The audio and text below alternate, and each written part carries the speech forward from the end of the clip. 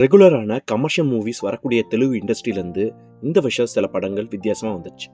அந்த மாதிரி ஒரு வித்தியாசமான படம் தான் த கேர்ள் ஃப்ரெண்ட். அதே மாதிரி நிறைய கமர்ஷியல் என்டர்டெய்னர்ஸில் நடித்த ராஷ்மிகாவுக்கு ஒரு பெர்ஃபார்மன்ஸ் ஓரியன்ட் ரோலாக இந்த படம் இருந்துச்சு. மாஸ்டர்ஸ் படிக்க வரக்கூடிய ராஷ்மிகா கட்டாயத்தின் பேரில் ஒரு காதல் வலயத்தில் சிக்கிறாங்க. ஆரம்பத்தில் பிடிச்ச மாதிரி இருந்தாலும் இந்த கட்டாய காதல் உங்க வாழ்க்கையை எப்படி சிறை பிடிச்சிச்சு, அதுலேருந்து அவங்க எஸ்கேப் ஆனாங்களா அப்படிங்கிறத இந்த படத்துடைய கதை. ராஷ்மிகாவோட கேரியர் பெஸ்ட் பெர்ஃபார்மன்ஸை இந்த படத்தில் நீங்கள் பார்க்கலாம். உதாரணமாக காதலிக்க ஆரம்பிக்கும் போது எப்படி நோ சொல்றது, அதுக்கப்புறம் அதை ஏற்றுக்கிறது அப்படிங்கிற மாதிரி ரியாக்ஷன்ஸ், கிளைமேக்ஸில் நோ சொல்லும் போது இந்த மாதிரி நிறைய காட்சிகளில் அவங்களோட நடிப்பு திறமையை வெளிப்படுத்தியிருக்காங்க. அதே மாதிரி இந்த படத்தில் அவங்களோட லவராக வர தீக்ஷித் ஷெட்டி அவங்கள ஃபோர்ஸ் பண்ணி லவ் பண்ண வைக்கிற விஷயங்கள்ல ரொம்பவே நல்லா நடிச்சிருக்காரு. கன்னடத்துல இதுக்கு முன்னாடி தியா, பிளிங்க் அப்படிங்கிற மாதிரி வெற்றி படங்கள்ல நடிச்சிருக்காரு. அனு எமானுவேல் இந்த படத்துல ஒரு நல்ல சப்போர்ட்டிங் ரோல் பண்ணியிருக்காங்க. அவங்களுக்கும் ரஷ்மிகாவுக்கும் நடக்கக்கூடிய ஃப்ரெண்ட்ஷிப் பாண்ட், அதுக்கப்புறம் பின்னாடி ரஷ்மிகாவுக்கு அவங்க பண்ணக்கூடிய ஹெல்ப், இது எல்லா சீன்ஸ்லுமே அவங்க ரொம்ப ஷைன் பண்ணியிருக்காங்க.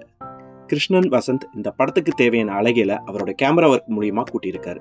பிரசாந்த் விஹாரி நல்ல பேக்ரவுண்ட் மியூசிக்கும், ஹேஷம் அப்துல் வஹாப் டீசென்டான சாங்ஸும் கொடுத்திருக்காங்க. இந்த படத்துடைய டைரக்டர் ராகுல் ரவீந்திரன். அவரு இதுக்கு முன்னாடி தெலுங்குல சி லா சோ அப்படிங்கிற படத்தையும் தமிழ்லயும் தெலுங்குலயும் நிறைய படத்துல நடிச்சிருக்காரு. இந்த படத்திலையும் ஒரு ப்ரொஃபஸரா கெஸ்ட் ரோல் பண்ணியிருக்கிறார். ராஷ்மிகாவுக்கு இருக்கக்கூடிய கட்டாயம், நெருக்கடி அப்படிங்கிற எல்லா விஷயத்தையும் பாத்ரூம் ஷவர்ல நிக்கக்கூடிய ஒரு காட்சி நமக்கு சூப்பரா விளக்கியிருக்கு. அதே மாதிரி இந்த படத்துல நிறைய காட்சிகளை ராகுல் ரவீந்திரன் நல்லா டைரக்ட் பண்ணியிருக்காரு. இந்த படத்துடைய மைனஸ் பாயிண்ட் என்னன்னா, இவ்வளவு கஷ்டங்களை அனுபவிச்ச ராஷ்மிகா அதுல இருந்து வெளியே வந்ததுக்கு அப்புறம் கொடுக்கக்கூடிய ரியாக்ஷன்ஸும் அதுக்கான காட்சி அமைப்புகளும் இன்னும் கொஞ்சம் ஸ்ட்ராங்கா இருந்திருக்கலாம்.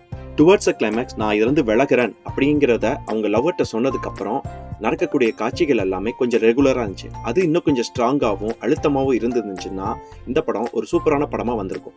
ராஷ்மிகாவோட லவ்வருடைய கேரக்டரைசேஷன் ரொம்ப சிங்கிள் டைமென்ஷனா காட்டியிருந்த மாதிரி இருந்துச்சு. அந்த கேரக்டரை இன்னும் கொஞ்சம் கிரேஷா காட்டியிருந்தா இன்னும் கொஞ்சம் பெட்டரா இருந்திருக்கும்னு எனக்கு தோணுச்சு. தீக்ஷித்தோட அம்மாவா நடிச்ச ஆக்ட்ரஸ் ரோகிணி சின்ன பெர்ஃபார்மன்ஸா இருந்தாலும் சூப்பரா பண்ணியிருந்தாங்க. அதே மாதிரி ராஷ்மிகாவோட அப்பாவா ராவ் ரமேஷ் நல்ல பெர்ஃபார்மன்ஸ் கொடுத்திருந்தாரு. அர்ஜுன் ரெட்டி மாதிரி மேல் அல்பா படங்களுக்கு பதிலடி கொடுக்கிற படம் மாதிரி இருந்துச்சு. ஸ்லோவா இருந்தாலும் லாஸ்ட் 20 மினிட்ஸ் தவிர்த்து இந்த படம் சூப்பராகவே என்கேஜிங்கா இருக்கும். இந்த படம் நெட்ஃபிளிக்ஸ்ல இருக்கு, பார்த்து என்ஜாய் பண்ணுங்க.